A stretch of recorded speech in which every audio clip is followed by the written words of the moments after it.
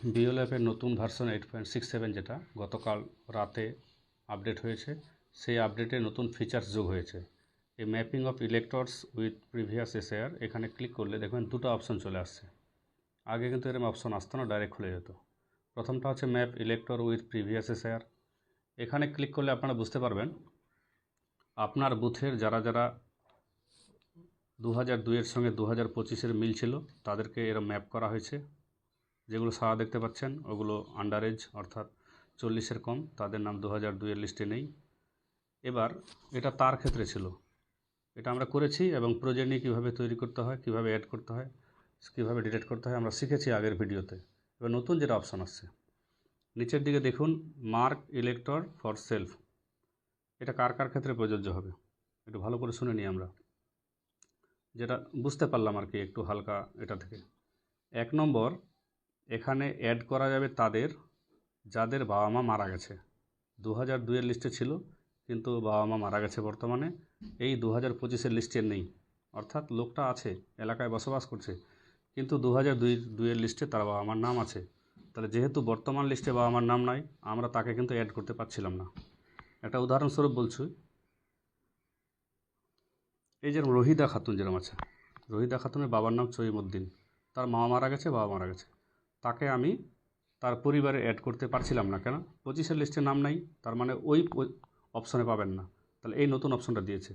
এখানে select assembly, আমাদের রায়গঞ্জ তখন 31 ছিল, 31-এর পরে পার্ট আমার 108 পার্ট, এলেঙ্গিয়া 108, তার বাবার সিরিয়াল নাম্বার ছিল 352।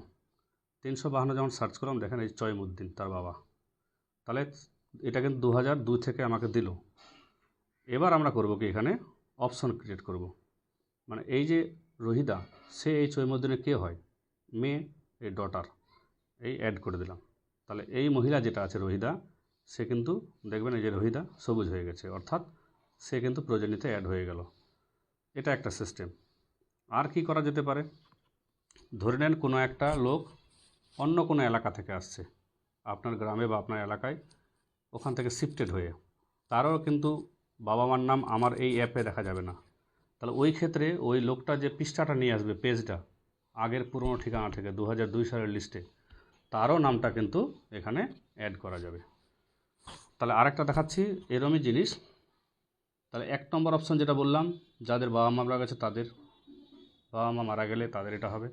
2 নম্বর, 40 বছরের বেশি যদি হয়ে যায় বয়স, কিন্তু 2002-এর লিস্টে নেই, আমরা যখন অ্যাড প্রয়োজনই করতাম তখন কিন্তু ওখানে সঙ্গে সঙ্গে একটা চলে আসতো নোটিফিকেশান যে 40+, তাদের নামটা এখানে অ্যাড করা যাবে এই নিচের অপশানে। আরেকটা অ্যাড করা যাবে কি, এই যে আপনার এলাকায় বা আপনার শহরে গ্রামে যে বৌমাগুলো আসছে অন্য গ্রাম থেকে, তার বাবার নাম তো আমাদের লিস্টে নেই, তাহলে সেই বৌমা একটা আমি করে দেখাচ্ছি। একটা বৌমার নাম রোজিনা, তার নামটা সার্চ করলে অনেক রোজিনা চলে আসবে। তার জন্য সবচেয়ে ভালো বুদ্ধি সার্চ করার, তার ভোটার কার্ডের শেষ 4টা নাম্বার 2967, এই 2967 যখন সার্চ করে এই রোজিনা চলে আসলো। এই মহিলাটা আমাদের গ্রামে বিয়ে হয়ে আসছে, তার পার্ট নাম্বার 106। তাহলে আমরা জানি রায়গঞ্জের আমার বিধানসভারই রায়গঞ্জ 106 পার্ট থেকে আসছে। 106 পার্টটা কোথায় এখনই ক্লিয়ার বোঝা যাবে। 106 নুড়িপুর গ্রাম থেকে আমাদের গ্রামে বিয়ে হয়ে আসছে, তার বাবার নাম 561 নম্বরে আছে। ওই যে পেজটা আমাকে দিয়ে গেছে বা আমি ভোটার লিস্টে দাগিয়ে রেখেছি, এই যে তার বাবার নাম ফৈজুল ছিল, ওই বললাম রোজিনা, তার বাবার নাম ফৈজুল, অর্থাৎ এটা অন্য গ্রাম থেকে নিয়ে আসছে কিন্তু।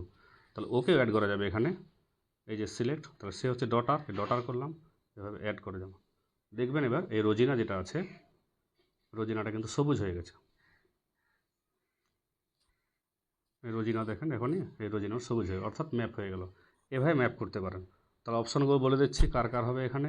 1 নম্বর, আমাদের এলাকায় বসবাস করে কিন্তু তার বাবা মা মারা গেছে, তার ভোটার কার্ডটা 2002 সালে ছিল, তাদের করা যাবে। 2 নম্বর, যাদের 40 বছর পার হয়ে গেছে বয়স কিন্তু প্রয়োজনীয়তে অ্যাড করা যাচ্ছিল না, এদিক থেকে করা যাবে। আরেকটা, অন্য কোনো এলাকা থেকে যদি চলে আসে আমাদের এলাকায় শিফটেড হয়ে, দুভাবে আসতে পারে, একটা বসবাস সূত্রে, একটা বিবাহ সূত্রে, এই দুইভাবে যদি করা যায় তাহলে এগুলো করা যাবে। এই হচ্ছে সিস্টেম, করতে থাকুন। আর যদি কোনো ভুল হয় তো ডিলিট অপশন আছে, চিন্তার কোনো কারণ নাই। এগুলো ম্যাপিংগুলো করুন তাড়াতাড়ি, কারণ এসআইআর ডিক্লেয়ার হয়ে গেলে কিন্তু ম্যাপিংটা বন্ধ হয়ে যেতে পারে, বন্ধ হলে তখন আবার ঝামেলা। এই ম্যাপিংয়ের জন্য আমরা কিন্তু অনেক কিছু প্রিফারেন্স পেতে পারি। এখন নোটিফিকেশন বেরোলেই বুঝতে পারা যায় ব্যাপারটা কী। ধন্যবাদ।